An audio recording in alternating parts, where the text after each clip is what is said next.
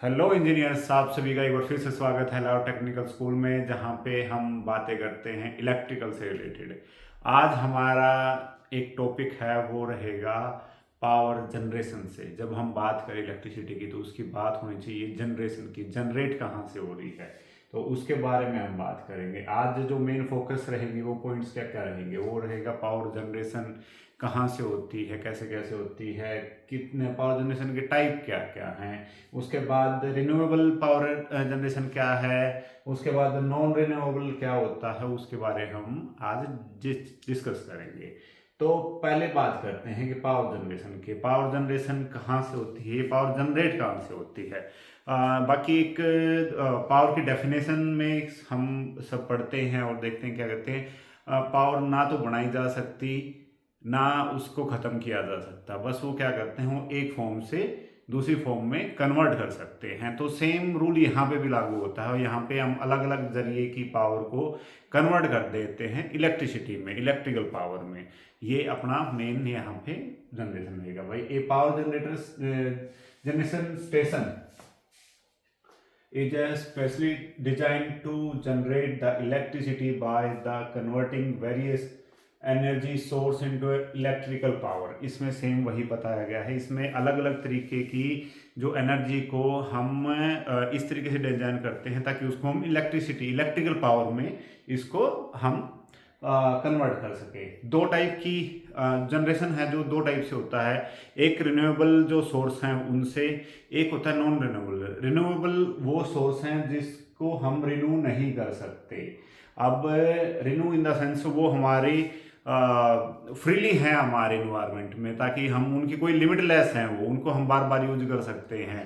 और non renewable वो होते हैं जिसको हम एक टाइम पे यूज कर सकते हैं और उसके बाद वो खत्म हो जाएंगे। एक लिमिट है वहाँ पे, लिमिटेशन के साथ है वो चीज़। तो इसमें क्या करेंगे, फॉसिल फ्यूल और न्यूक्लियर पावर, ये दो टाइप के जो प्लांट रहते हैं वो रहते हैं आपके नॉन रिन्यूएबल में। उसका क्या होता है कि बार बार हम उसी एक ही चीज़ को चेंज नहीं कर सकते। जैसे कोल की अगर बात करूँ मैं, कोयला अगर आपने देखा होगा तो जनरेशन में बहुत ज़्यादा यूज होता है। तो डीजल बहुत ज़्यादा यूज होता है। जो आपके डीजल जनरेटर देखे हैं आपने अपने माइल्स वगैरह का, जितना भी है जो अपना मोस्टली पहले जो जनरेशन होता था वो होता था किससे, आपके कोल से होता था।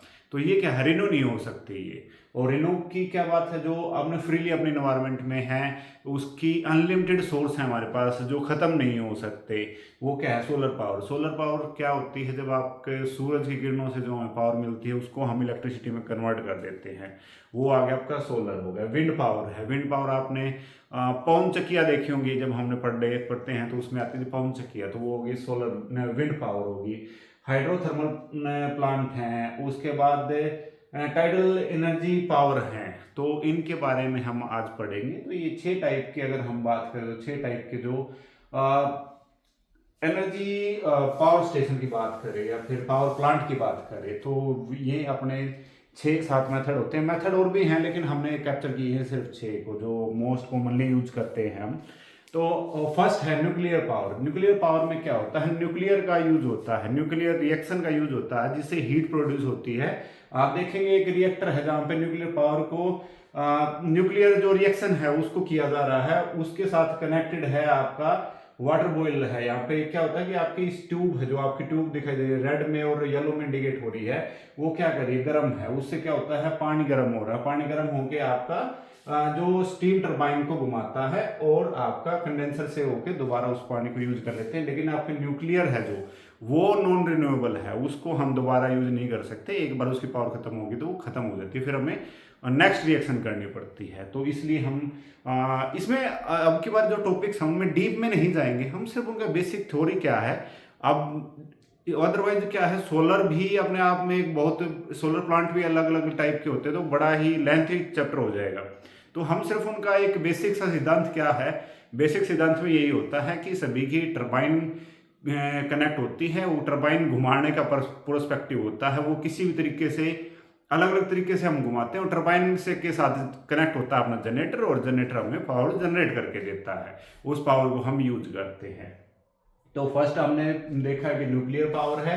सेकंड है भाई फ्यूसिव फ्यूल, जो आपका कोल से चलती है, या फिर हम बात करें अपना जो मोस्ट अगर छोटी सी बात करें तो हम यहाँ पे अपनी इंडस्ट्री में डीजी यूज करते हैं। डीजी भी क्या है, पावर जनरेट कर रहा है। वो जनरेट किससे कर रहा है भाई, डीजल से कर रहा है। तो वो आपका वो भी एक टाइप है। इसमें भी क्या रहेगा, आपकी एक भट्ठी जलेगी, भट्ठी के साथ अपना पानी गर्म होगा, पानी से स्टीम बनेगी, स्टीम से टरबाइन घूमेगी, टरबाइन आपके जनरेटर होगा, जनरेटर आपको पावर सप्लाई देगा, पावर सप्लाई आपकी फिर ट्रांसमिशन लाइन में चली जाएगी। सेम कॉन्सेप्ट है इसका भी, लेकिन इसमें थोड़ा बस वो है कि इसके पावर जनरेट करने के लिए भाई वो पानी को गर्म करने के लिए अलग अलग दोनों चीज़ें यूज करी है हमने। उसके बाद करते हैं हम सोलर पावर। सोलर क्या रिन्यूएबल एनर्जी है, इसको ये बड़ी ही आजकल बड़ा ही डिमांड में है। सरकार बहुत ज़्यादा सब्सिडी भी दे रही है। दो टाइप की होती है solar energy, on grid, of grid.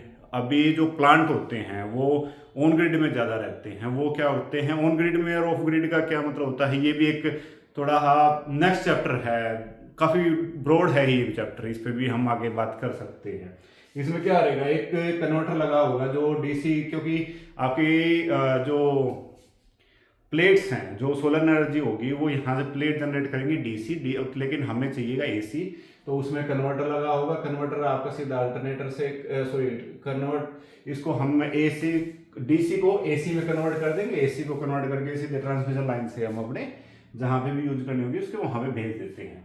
उसके बाद आता है विंड पावर प्लांट। ये आप देखेंगे राजस्थान में सोलर बहुत ज़्यादा है, लेकिन आपके उसी गुजरात के एरिए में, और आपके अगर मैं बात करूं पुणे तक का जो रास्ता, वहाँ पे कई जगह पे दिखाई दे जाती हैं चीज़ें। तो ये चीज़ क्या है, ये भी एक रिन्यूएबल पावर है, क्योंकि ये अपने आप घूमती है फ्रीली है माइंड में। एक नेचर का नेचर है जो चीज़ भाई अपना एयर फ्लो चल रहा है, भाई हवाएं बह रही है, उसके साथ टरबाइन घूमती है, टरबाइन के साथ आपका जनरेटर कनेक्ट होता है। सेम कॉन्सेप्ट में वही चीज़ें हैं कि आपका पावर जनरेट हो जाता है। तो विंड पावर होगी, विंड पावर प्लांट हो गए, ये भी बड़ा ही एक साफ सुथरा जरिया है अपनी इलेक्ट्रिसिटी को जनरेट करने का। उसके बाद आता है हाइड्रो प्लांट। हाइड्रो प्लांट की अगर बात करें तो अपने नॉर्थ में बहुत सी जगह पे है हाइड्रो प्लांट हैं। जो टीरी डैम के अगर बारे में आपने सुना होगा, तो क्या होता है डैम में, क्या होता है कि पानी स्टोर किया जाता है, किसी भी डैम बना दिया जाता है किसी भी नदी पे, या पानी स्टोर किया जाता है। वहां से क्या करा जाता है, एक संकरी रास्ते से पानी घुमाया जाता है, उसी रास्ते में क्या कर दिया जाता है, टरबाइन लगा दी जाती है। पानी जब ऊपर से नीचे की तरफ आता है तो आपका वो टरबाइन को टच करता है, टरबाइन के ब्लेड्स को टच करेगा तो टरबाइन के ब्लेड घूमेंगे। सेम चीज आपके जनरेटर के साथ कनेक्ट होगी, जनरेटर के साथ कनेक्ट होगी, फिर वो आपकी ट्रांसमिशन लाइन में पहुंच जाती है। तो एक ये भी अपना है जो हमने मोस्ट कॉमनली यूज करते हैं इस चीज को। उसके बाद आता है ट्राइडेंट। ट्राइडेंट क्या होता है कि जो लहरें होती हैं, आपने पढ़ा होगा अपनी मतलब 7th 8th क्लास में आता है कि ज्वार जो बाटे बोलते हैं या फिर लहरें उठती हैं, उनका रीजन क्या रहता था, उनका रीजन रहता था भाई सूर्य और चंद्रमा की ग्रेविटी के कारण लहरें समुद्र में उठती रहती हैं। तो उनके थ्रू, उनसे ही, उन लहरों से जो वो एक एनर्जी का फ्लो लहरों के रूप में है, उसको भी हम यूज कर लेते हैं, ताकि हम उसको कहाँ पे यूज करें, हमने इलेक्ट्रिसिटी के लिए यूज करें। उसको क्या कहते हैं, ट्राइडेंट पावर प्लांट कहते हैं। ये आपने देखा होगा कि लहरें जा रही हैं तो आपकी टरबाइन है, जब वो पानी एक साइड से दूसरी साइड जाएगा तो टरबाइन को घुमाएगा, वो आपके भाई ट्रांसमिशन लाइन से जनरेटर से कनेक्ट होकर आप ट्रांसमिशन लाइन में चीजें चली जाती हैं। तो आज हमने जो देखा है वो अपना सिर्फ बात करी हमने ट्रांसमिशन लाइन पे, कि सॉरी ट्रांसमिशन लाइन पे नहीं बात करी हमने, आज करा जनरेशन कहाँ कहाँ हुआ है। जब भाई हमने अभी तक देखा कि सब स्टेशन से पावर आ रही है, लेकिन सब स्टेशन में पावर कहाँ से आ रही है, कैसे कैसे आ रही है, क्या क्या सोर्सेज होते हैं, वो सारी चीज हमने आज डिस्कस की है। होपफुली हम इसी रिदम के साथ अपने आगे चलते रहेंगे और जो इम्पोर्टेंट टॉपिक्स हैं उनको डिस्कस करते रहेंगे। ये एक बेसिक इंट्रोडक्शन था इन सभी प्लांट्स का। अदरवाइज एक एक प्लांट को 100 एकड़ में एक एक प्लांट होता है, उनका स्टोरेज ऑलमोस्ट 100 एकड़ का हो जाता है। जैसे कोल की बात करूँ तो कोल में 60-70% एरिया है जो कोल स्टोरेज के लिए किया जाता है। जो आपकी ट्रेन जा रही है कोयले की, वो सारी एक जगह पे स्टोर हो जाती है। तो काफ़ी बड़ा कॉन्सेप्ट है ये, लेकिन हमने एक ब्रीफ में इसको समेटने की कोशिश करी है, ताकि हम एक मतलब एक पॉइंट हमें पता चल जाए कि कहाँ से पावर आ रही है, कैसे पावर आ रही है। ये सीमित नहीं है कि सब स्टेशन से आ रही है, उसमें इसके बाद स्टार्ट होता है ट्रांसमिशन लाइन। ट्रांसमिशन लाइन में भाई 33 केवी क्या होते, सॉरी 33 क्या वोल्टेज क्या होती है, और उसके बाद 1100 के वोल्ट क्या आ रही है, तो वो पावर हम उसके बारे में बात करेंगे। ट्रांसमिशन लाइन क्या होती है, थोड़ा हाँ एक छोटे से टॉपिक ट्रांसफॉर्मर भी लेके चलेंगे, एक डीप कॉन्सेप्ट अलग रखेंगे, लेकिन एक ट्रांसमिशन लाइन में ट्रांसफॉर्मर्स का क्या क्या काम रहता है वो हम लोग नेक्स्ट वीडियो में देखेंगे ट्रांसमिशन लाइन पे। तो आज का टॉपिक हमारे यहीं पे समाप्त होता है, जिसपे हमने बात करी डिस्ट्रीब्यूशन जनरेशन के लिए कि भाई अपनी पावर जनरेट कैसे कैसे हो रही है। तो थैंक यू, मिलते हैं अपनी अगली वीडियो में।